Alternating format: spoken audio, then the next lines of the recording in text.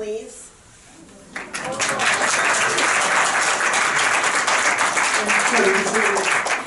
Elizabeth Lewis. Hi, I'm Ted Overton. I directed the second last one, REEF.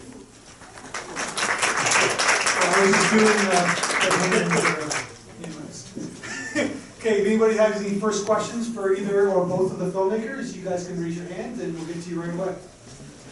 Yes, go ahead. For Lewis, with the Adam one, what was your favorite part to animate? That's a hard one. I liked when she was dragging the bag of leaves. That was my favorite part to animate. And, yeah. Any other questions? Thank you for that, young gentleman. Hopefully that, there's one film that maybe was not for your age, but hopefully you guys will. You guys can guess the film, right? Okay. Any other questions for both of the filmmakers? Yes, go back there, yeah. I just have a question about, I have a question for both of the movies. How long did it take to film the movie from start to end? Like how long did it take from the time you got the idea till completion of the movie? Elizabeth's was probably longer. My intention was to make a film as simply as I could.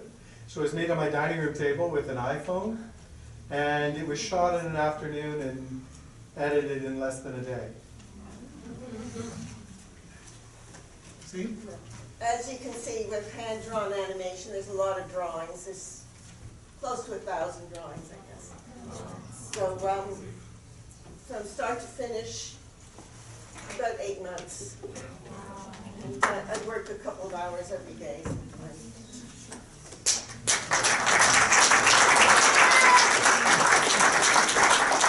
So 2 days, 8 months. Okay, go ahead.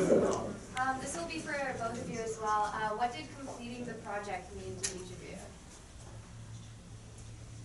Well, I was kind of sad that it was over because I had so much fun making it. Yeah. And then it's the process of getting it out there, getting it on, into the festivals, and then waiting to hear what they say. But it's, then you have to start thinking about what you're going to do next, because it's sort of, as I said, 8 months of your life taken up doing this. You want to get involved with something else. So what does finishing it mean? This was done as a school project for a dance film class. But my background is that I've worked for decades in the film industry, but never made a film. So one of the things it meant was I completed my first film. Very cool.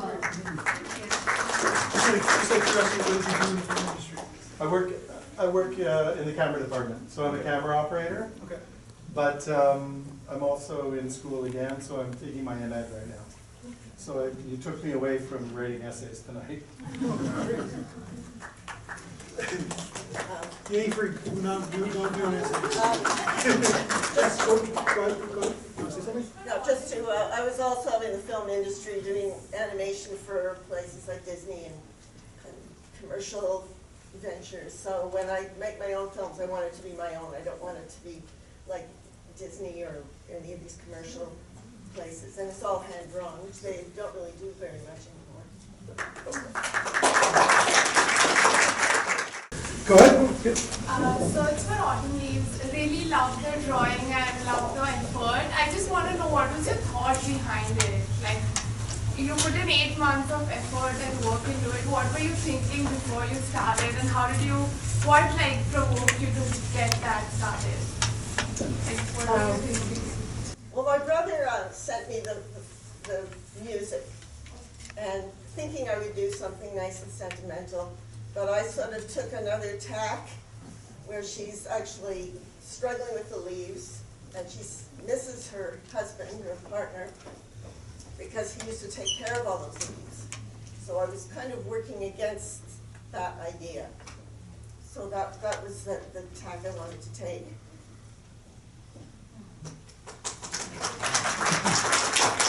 I have a question for you. So you did all the drawing. Did you do the photographing of it as well? Yes. I did it with just a one of those webcams. Oh, A wow. webcam and Corel Video Studio. Wow.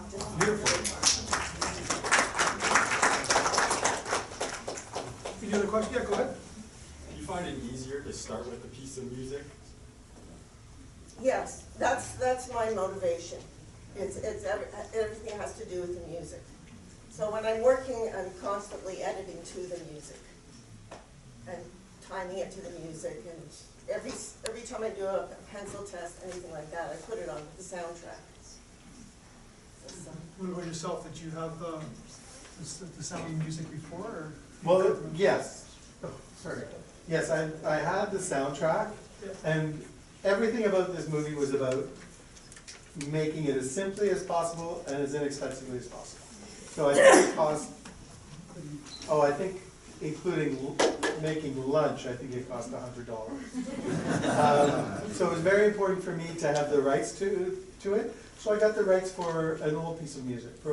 Well, I didn't have to have the rights, it was in the public domain. So I used a piece of music in the public domain, and some of the hand movements, I suggested what it might be, and the two dancers choreographed it. And I suggested some things that seemed like they were underwater. And then I discovered when I was cutting it, that scratchiness of the old 78. I used to scuba dive a lot, so I've scuba dived on reefs, and coral breaking up under the action of waves has a noise, and you hear it when you're diving, and it sounds. Maybe it was too late at night or something, but I started to hear that sound in the scratching on the record. Yeah, I think you lost some people when you said the old 78. Oh, maybe. Old records. Yeah. Do you have any questions for either of the filmmakers? Answer. Okay, go ahead. Oh, I just had when there was the record skip moment, did you anticipate, I think a lot of people here were like, oh, the film stopped. Yeah. Did you anticipate that reaction when you were making it? you never, I was hoping for that reaction. In some Okay. in some cases, when I've gone to screenings, people gasp. They say, oh no, and then they're relieved when it stops skipping. Yeah. How many times did you tell me to make sure that it skips? Well, what happened was I went to a festival and they hadn't reviewed it, and the projectionist saw the skipping and he actually stopped the which completely ruined the whole effect.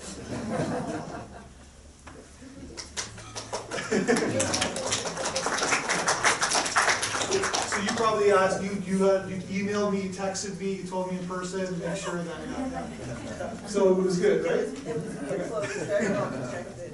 But I understand because it was probably a bad, like this. It was a bad experience. Any other questions for the filmmakers? No? Yeah, go ahead, sir. Yeah, so as I was watching all the films, I was looking on the paper to see what country and so on.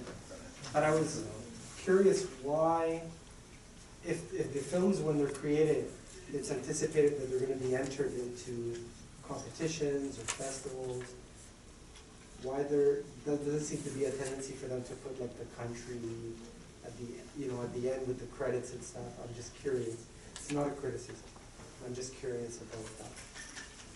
So my question is, when you create a film and you're representing Canada, you're entering it into international film festivals, did it ever occur to anybody to maybe just put the country along with the credits at the end? Just so that people know kind of that this entry is coming from which country or city? Yeah, I don't know. Do you guys ever thought of that? I'm gonna go home and change it. It doesn't really come up. When you're entering it, they ask what country it is, but it never really comes up, and I never thought of putting it on. I guess you haven't. Go ahead, sir. No. Yeah. What's your next project going to be for both of you? Well, I'm working on something right now. I'm kind of getting towards the end of it. And also animated, and it's to a piece of music. I guess I can tell you what it is. It's If I Were a Carpenter. Do you know that one? So the story is, how do people from different social standing get together in a marriage? And there's various scenes about that. So I'm coming towards the end of that. It should be finished in a couple of months. How long will that take you to make? 7 or 8 months. Yeah. It's full animation, all drawn. Any other questions? Yeah, go ahead. Again? Yeah, I'm curious for both of you, because you said you're in the film industry, and I'm just wondering if you can share maybe some of the most famous films that you were each a part of in some way, shape, or form. I always draw a blank on that. My IMDb has about 50 entries on it, but I always draw a blank when that comes up. Yeah. I've done a lot of Hallmark movies, but I've done a lot of feature films as well. I've done a pretty broad range of things. I've worked on documentaries too, and I've even worked on Big Brother. So a lot of different things. Yeah, kind of the whole gamut. Do you have a favorite experience, like with a director or like a movie? Was there a favorite experience? I was just writing a paper about working on a documentary with Animator. So that's one of the things that I've done. Okay. I think she's only made one documentary, but it kind of came up in a course that I was taking and it became appropriate for me to write about it. So She's the director of like Fire, Water, yeah. Toronto native, I think. Not born in Toronto, No, but her but- career is yeah. here for sure, based here. Well, I did a number of films that, worked on some films for the National Film Board, and those were very, really rewarding to work on. And then I was working on Walt Disney Animation Canada, and they had a studio here, and I was in between. So I worked on a lot of those shows, Beauty and the Beast, The Enchanted Christmas. And, so I did a lot. It was really good training. It was working 8 hours a day, just drawing constantly, and training your eye to notice every little glitch. So, but when I make my own films, I put the glitches in. I deliberately put them in because they were it had to be so perfect. The line quality had to be almost like it was done by a machine. But it was a very good experience. It was really good training. Who did you draw in Beauty and the Beast? Belle. Yeah. I know the answer, I just Yeah. want to talk. Again, well, you guys listen to the podcast, it's pretty cool. Any other questions? Yeah, go ahead. What's it like to watch your film with everyone else watching it? Well, sometimes, like I've mentioned before, I hope nothing goes wrong. And then I'm listening to the audience reaction. Because there's certain things that I think are funny, but maybe nobody else thinks are funny. So, there's certain parts that I hope the audience is going to get. Well, for me tonight was the first time I've ever shown something that I made in front of an audience. Thank you. So it was scary, but it's funny because for all the times I've watched it, it kind of looked better tonight than it ever did. So I'm pleased about that. Any other questions? Yeah, go ahead.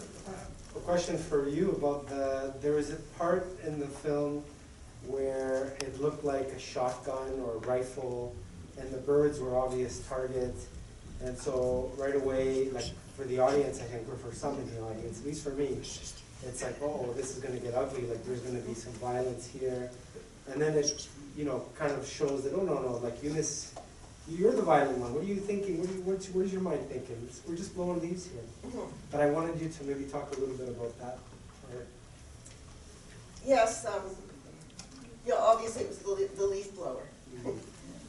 But I was very careful in this film not to kill any of the animals. Even the worm gets away. I don't think it's funny when you kill animals. sometimes in some animated films, they do that as a joke, and it just, so I was very conscious about not hurting any of the animals in this. But it was intentional to make the leaf blower look like, Yes, to look like, you know, a dangerous weapon, right? so that you'd be surprised, oh, it's only a leaf blower. And the birds get away and the chipmunks get away. Any other questions? Yeah, go ahead. How did you get into drawing, and what inspired you to turn drawings into film? Well, that goes back to the last century. I mean, you know, well, I've always studied art, and I've always loved drawing. And then when I found out about animation, I started working with the National Film Board and doing flip books, and I just thought it was fantastic that you take your drawing and get it to move. And I've always loved drawing, so I've always sort of stuck to hand-drawn images. And it's taken a long time. I worked very hard, but studying the movement, getting certain motions correct, but you have to love drawing to keep doing it over and over again, because for every drawing that winds up on the screen, sometimes there's 10 that I throw out.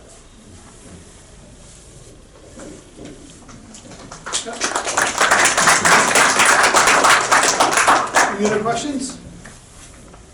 So I just have one last question for you guys, and we can, oh, go ahead, sir. It's perhaps an unfair question, but when we saw the short of the sperm whale, what alerted me was that the soundtrack overshot the sound. We couldn't hear the clicking that was referenced. I'm curious to know how you guys felt about this as filmmakers. In fact, where the sound is kind of detracting in a way from what was being presented as the communication sound between the whales. Yeah, my thoughts were that it was a choice. I didn't know that the clicking was continuing during the music. I thought that it was just sort of times there was and times there wasn't. Yeah, and it was because it was. It just lent itself to a silence that we could then just indulge ourselves in the clicking. Mm-hmm. Yeah. I think it was a filmmaker's choice. I think so, and I think that the soundtrack was kind of clearly one of the elements of the film. Yeah, good point. Just one last question for you guys, because I noticed that you brought your daughter with you and your grandson with you, and he talked about wanting to do films, and I didn't get a chance to talk to you. I saw you brought in some younger. My son, yeah. Okay, so you brought in your son with you. Would you guys have any advice for that generation? As you guys obviously, you're very young, but you've been in the industry for a long time. Do you have any advice for what you experience and people who want to make films or want to get into the industry?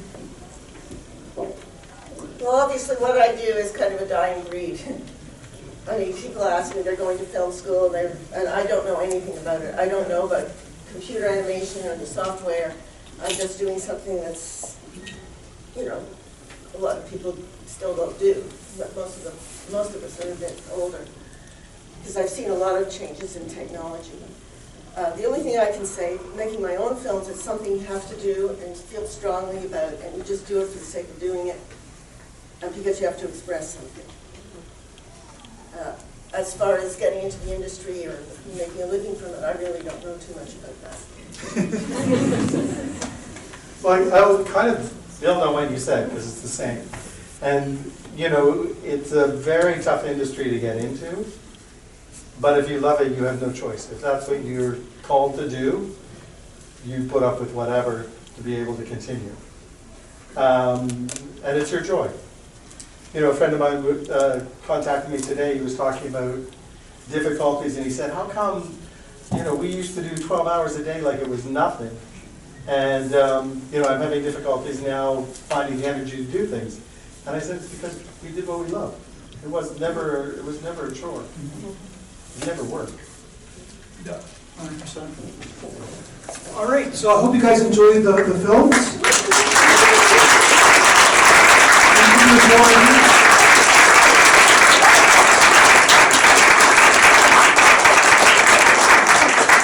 You guys are a great crowd tonight.